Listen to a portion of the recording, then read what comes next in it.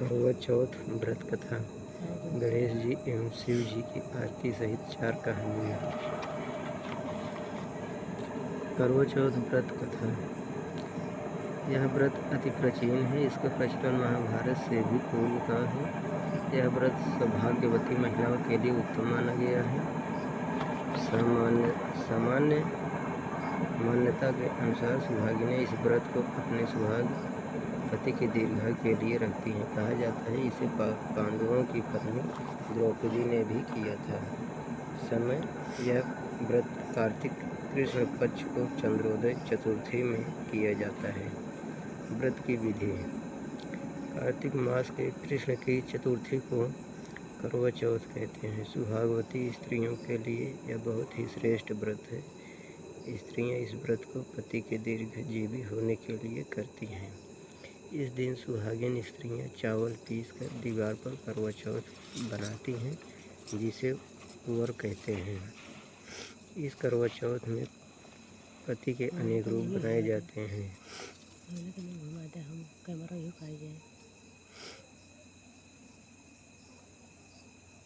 कैसे कहते हो?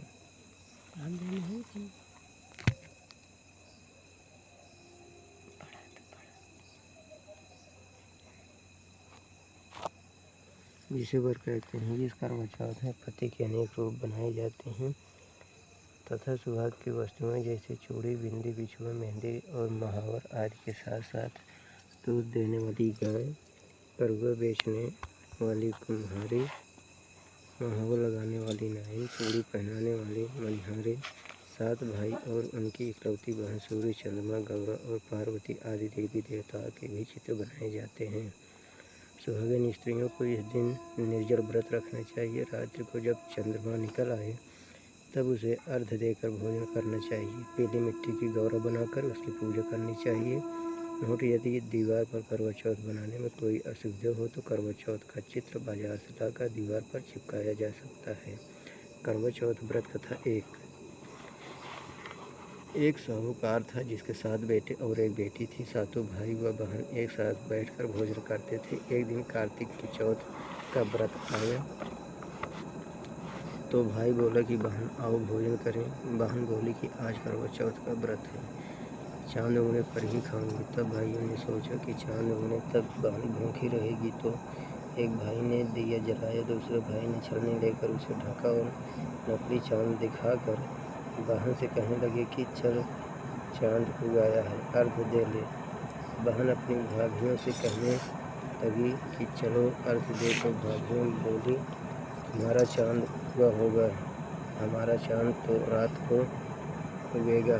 बहन ने जब अकेले ही अर्घ्य दे दिए और खाने लगी तो पहले ही ग्रास में बाल आ गया, दूसरे ग्रास में कंकड़ आया और तीसरे ग्रास में मुँह की ओर किया तो उसकी ससुराल से संदेशा आया कि उसका पति बहुत बीमार है, जल्दी भेजो।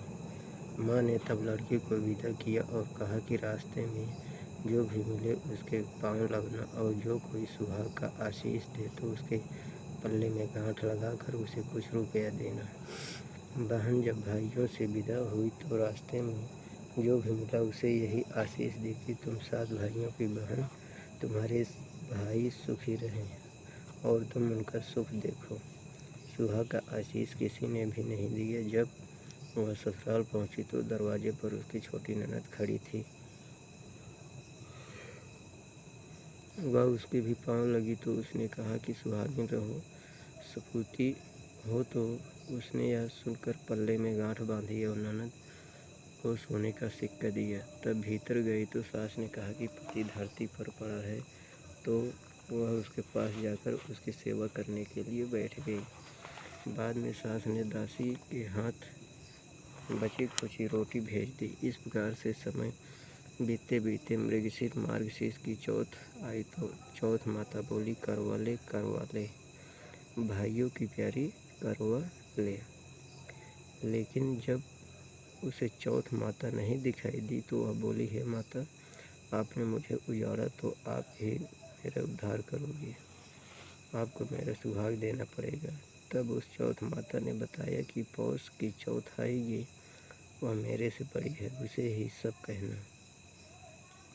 वही तुम्हारा सुहाग वापस देगी। पौष की चौथ आकर चली गई, माघ की चली गई, फागुन की चली गई, चैत बैसाख जेठ आषाढ़ और श्रावण भादों की सभी चौथ आई और यही कहकर चली गई कि आगे वाली को कहना। असौज की चौथ आई तो उसने बताया कि तुम पर कार्तिक की चौथ नाराज है, उसी ने तुम्हारा सुहाग लिया है, वही वापस कर सकती है। वही आएगी तो पाँव पकड़ कर विनती करना। यह बताकर भी वह भी चली गई। जब कार्तिक की चौथ आई तो वह गुस्से में बोली, भाइयों की प्यारी करवा ले, दिन में चांद उगानी करवा ले, व्रत खंडन करने वाली करवा ले, भूखी करवा ले। तो यह सुनकर वह चौथ माता को देखकर उसके पाँव पकड़कर गिड़गिड़ाने लगी, हे चौथ माता, मेरा सुहाग तुम्हारे हाथों में है, आप ही मुझे सुहागिन करें। तो माता बोली, पापिन हत्यारिन, मेरे पाँव पकड़कर क्यों बैठ गई? तब वह बोली कि जो मुझसे भूल हुई उसे क्षमा कर दो, अब भूल नहीं करूँगी। तो चौथ माता ने प्रसन्न होकर आँखों से काजल, नाखूनों में से मेहंदी और टीके में से रोली लेकर छोटी उंगली से उसके आदमी पर छींटा दिया। तो वह उठकर बैठ गया और बोला कि आज मैं बहुत सोया। वह बोली, क्या सोए? मुझे तो 12 महीने हो गए, अब जाकर चौथ माता ने मेरा सुहाग लौटाया। तब उसने कहा कि जल्दी से माता का पूजन करो। जब चौथ की कहानी सुनी, करवा का पूजन किया तो प्रसाद खाकर दोनों पति पत्नी चौपड़ खेलने बैठ गए। नीचे से दासी आई, उसने उन दोनों को चौपड़ पांसे से खेलते देखा तो उसने सासू जी को जाकर बताया। तब से सारे गांव में यह बात प्रसिद्ध हो गई कि सभी स्त्रियां चौथ का व्रत करें तो सुहाग अटल रहेगा। जिस तरह से साहूकार की बेटी का सुहाग दिया, उसी तरह से चौथ माता सबको सुहाग में रखे। यही करवा चौथ के वापस की सनातन महिमा है। करवा चौथ व्रत कथा 2। अति प्राचीन काल की बात है। एक बार पांडु पुत्र अर्जुन तप करने के लिए नीलगिरी पर्वत पर चले गए थे। इधर पांडवों पर अनेक मुसीबतें पहले से ही थी। इससे द्रौपदी ने शोक विह्वल हो कृष्ण की आराधना की। कृष्ण उपस्थित हुए और पूछा, कहूँ क्या कष्ट है तुम्हें? प्रभु, द्रौपदी ने हाथ जोड़कर कहा, मुझे क्या कष्ट है, आप तो स्वयं जानते हैं, आप तो अंतर्यामी हैं। मुझे कष्टों के बोझ से विह्वल कर दिया। क्या कोई ऐसा उपाय है जिससे इन कष्टों से छुटकारा मिल सके? तुम्हारा प्रश्न अति उत्तम है द्रौपदी। कृष्ण मुस्कुराकर बोले, प्रभु, फिर मुझ दुखी नारी का कष्ट दूर करने का उपाय बताइए। द्रौपदी ने पूछा। यही प्रश्न एक बार पार्वती जी ने शिव जी से कर दिया था। तब श्री शिव जी ने करवा चौथ का विधान बताया था। फिर प्रभु, करवा चौथ की जानकारी मुझे भी दीजिए और उसकी कथा कहिए। तब कृष्ण ने एक पल सोचने के बाद कहा, दुख सुख जो सांसारिक माना जाता है, प्राणी उसमें सदा ही लिप्त रहता है, और तुम्हें अति उत्तम करवा चौथ व्रत की कथा सुनाता हूँ। इसे ध्यान से सुनो। प्राचीन काल में गुणी विद्वान धर्मपरायण एक ब्राह्मण रहता था।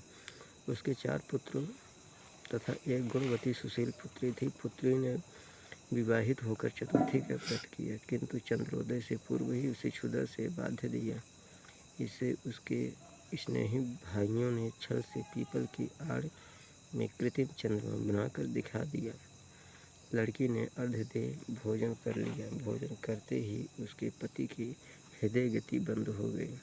इससे दुखी हो उसने अन्न जल त्याग दिया। उसी रात में इंद्राणी भू विचरण करने आई। ब्राह्मण पुत्री ने उससे अपने दुख का कारण पूछा। इंद्राणी ने बताया, तुम्हें करवा चौथ व्रत में चंद्र दर्शन से पूर्व भोजन कर लेने से यह कष्ट मिला है। तब उस लड़की ने अंजलि बांधकर विनय की कि इससे मुक्त होने का कोई उपाय बताइए। इस पर इंद्राणी ने कहा, यदि तुम विधि पूर्वक अगली करवा चौथ का व्रत करो तो तुम्हारे पति पुनर्जीवित हो जाएंगे। कन्या ने ऐसा करने का वचन दिया तो उसका पति स्वस्थ हो गया। इस पर उस कन्या ने वर्ष भर प्रत्येक चतुर्थी का व्रत किया और अनंत अखंड सौभाग्य प्राप्त किया।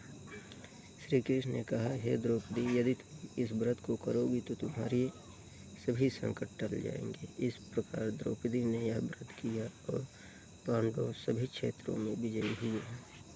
इस प्रकार सौभाग्य, पुत्र, पौत्रादि और धन धान्य की इच्छुक स्त्रियों को यह व्रत विधि पूर्वक करना चाहिए। इस व्रत में भगवान शंकर जी की आरती की जाती है।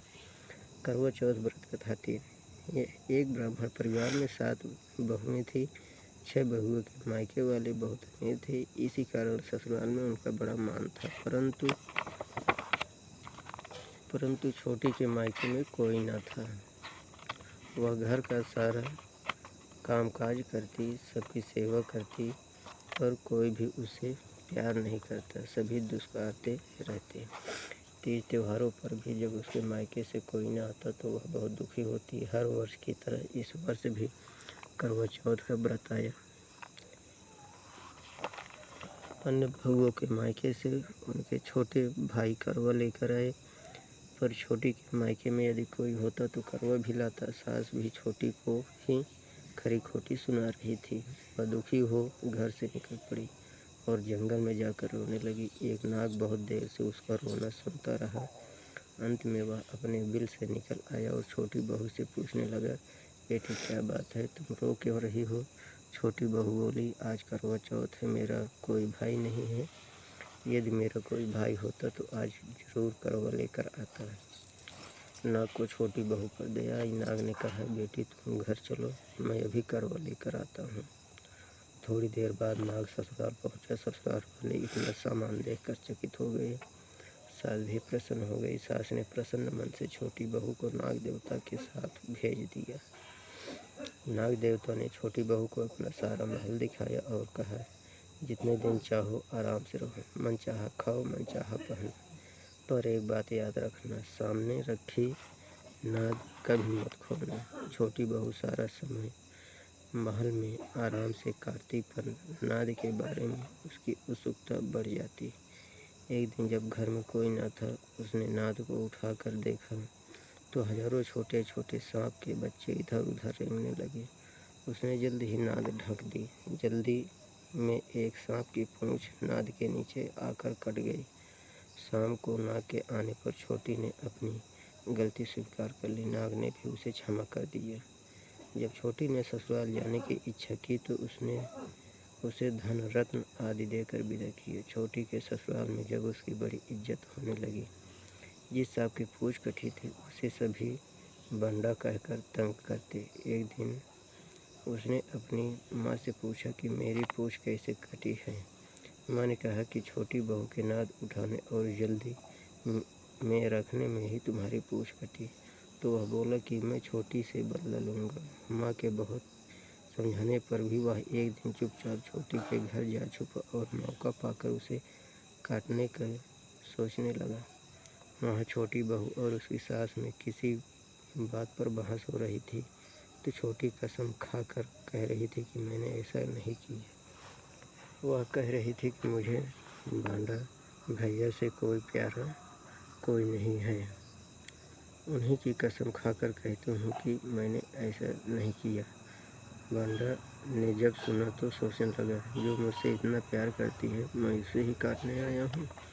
वह चुपचाप घर चला गया। माँ ने पूछा, ले आए बहन से बदला? वह कहने लगा, माँ बहन से कैसा बदला? तभी से बांडा भाई व छोटी बहन हुए। भाई प्रतिवर्ष चौथ के दिन करवा लेकर जाता व बहन बड़े प्यार से करवा चौथ का व्रत करती। करवा चौथ व्रत कथा 4।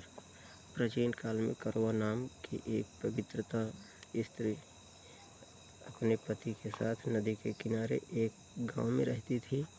कार्तिक मास की कृष्ण पक्ष की चतुर्थी के दिन उसका पति नदी में स्नान करने के लिए गया। स्नान करते समय एक मगरमच्छ ने उसका पैर पकड़ लिया। वह करवा करवा नाम लेकर जोर जोर से अपनी पत्नी को पुकारने लगा। उसकी आवाज़ सुनकर उसकी पत्नी दौड़ कर आई और उसने मगर को कच्चे धागे से बांध दिया। मगर को बांधकर वह यमराज के यहाँ पहुँची और यमराज से बोली, भगवान, मगरमच्छ ने मेरे पति का पैर पकड़ लिया है, अतः पैर पकड़ने के अपराध में आप अपने बल से उस मगरमच्छ को नरक में ले जाओ। यमराज ने कहा, अभी मगरमच्छ की आयु शेष है, अतः मैं उसे नहीं मार सकता। इस पर कौवा ने कहा, यदि आप ऐसा नहीं करोगे तो मैं आपको श्राप देकर नष्ट कर दूंगी। यह सुनकर यमराज डर गए और उस पवित्रता स्त्री कौवा के साथ जाकर मगरमच्छ को उन्होंने यमपुरी भेज दिया और कौवा के पति को दीर्घायु प्रदान की।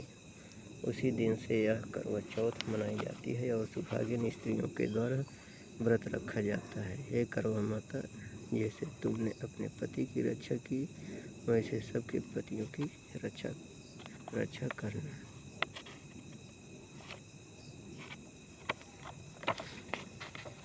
आरती श्री गणेश जी की। जय गणेश जय गणेश जय गणेश देवा, माता जाकी पार्वती पिता महादेवा। पान चढ़े फूल चढ़े और चढ़े मेवा, लड्डू को भोग लगे संत करे सेवा। जय गणेश जय गणेश जय गणेश देवा। एक दंत दयावंत चार भुजाधारी, माथे सिंदूर सोहे मूष की सवारी। अंधन को आँख देत कोढ़िन को काया, बांझन को पुत्र देत निर्धन को माया। जय गणेश जय गणेश जय गणेश देवा, माता जाकी पार्वती पिता महादेवा। हार चढ़े फल चढ़े और चढ़े मेवा, सूर्य श्याम शरण आए सुफल कीजिए सेवा। जय गणेश जय गणेश जय गणेश देवा।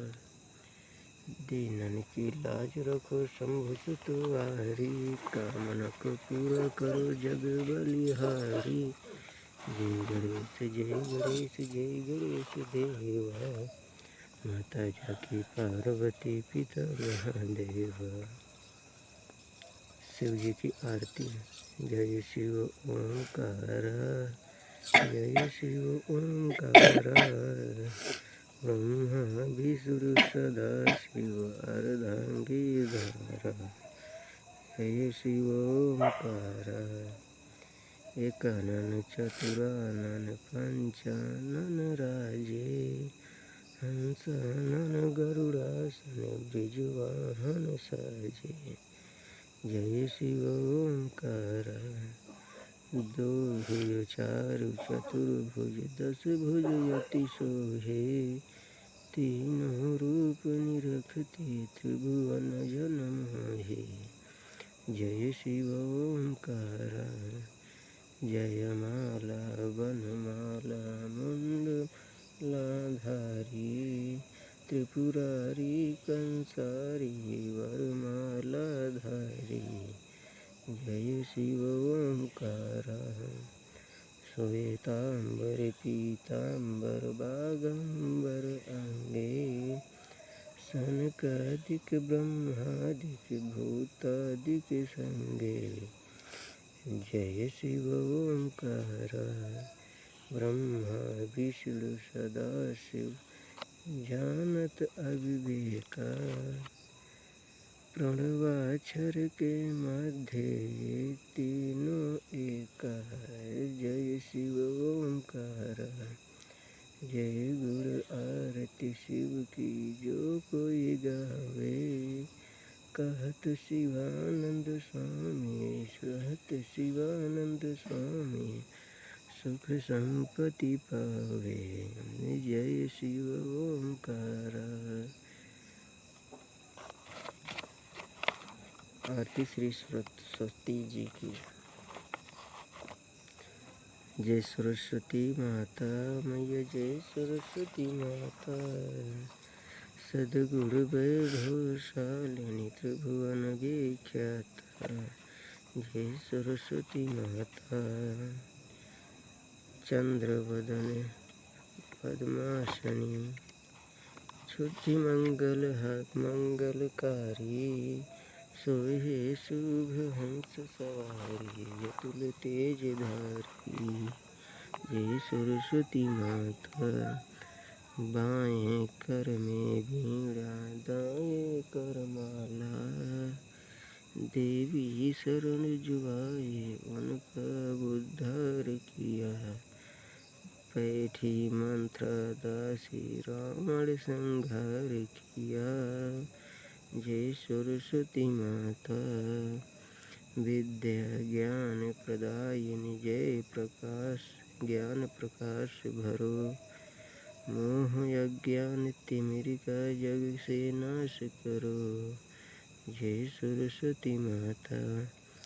धूप दीप फल मेवा मास विकार करो ज्ञान चक्षुदे माता जग निस्तार करो। जय सरस्वती माता। माँ सरस्वती की आरती जो कोई नर गावे हितकारी सुखकारी ज्ञान भक्ति पावे। जय सरस्वती माता। आरती श्री लक्ष्मी जी की। ओम जय लक्ष्मी माता। मैया जय लक्ष्मी माता तुमको निस दिन सेवत हर विष्णु धाता। ओम जय लक्ष्मी माता। उमा रमा ब्रह्माणी तुम ही जग माता। सूर्य चंद्रमा ध्यावत नारद ऋषि गाता। ओम जय लक्ष्मी माता। दुर्गा रूप निरंजन सुख संपत्ति दाता। जो कोई तुमको ध्यावत रिद्धि सिद्धि धन पाता। ओम जय लक्ष्मी माता। तुम पाताल निवासिनी तुम ही शुभदाता। कर्म प्रभाव प्रकाशिनी भव निधि की त्राता।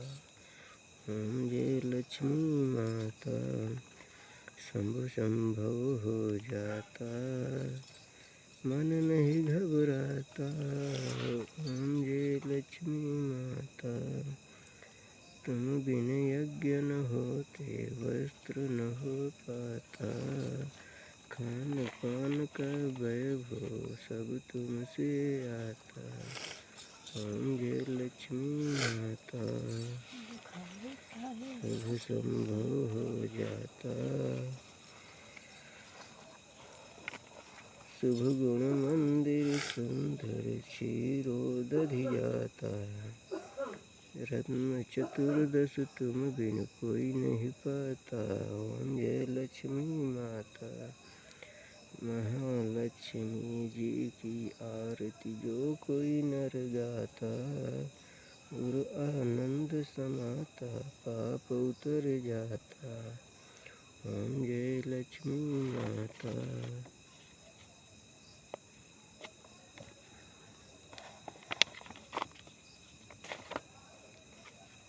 आरती करवा चौथ माता की। ओम करवा मैया माता करवा मैया जो व्रत करे तुम्हारा पार करो नैया। ओम जय करवा मैया। सब जग की हो माता तुम ही हो रुद्राणी। यश तुम्हारा गावत जग के सारे प्राणी। ओम जय करवा मैया। दीर्घ आयु पतिया होवे सुख सारे हरती। होए सुहागन नारी सुख संपत्ति पावे। गणपति बड़े दयालु विघ्न सभी नाशे। ओम जय करवा मैया। करवा मैया की आरती व्रत जो गावे। व्रत उनका हो पूरन सब विधि सुख पावे। ओम जय करवा मैया।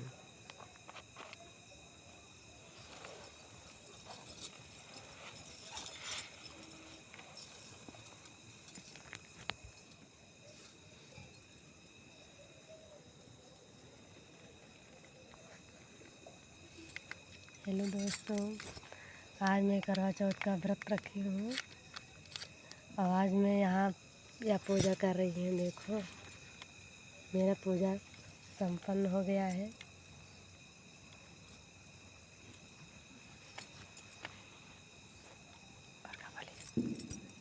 स्टाफ का इधर रोक दे।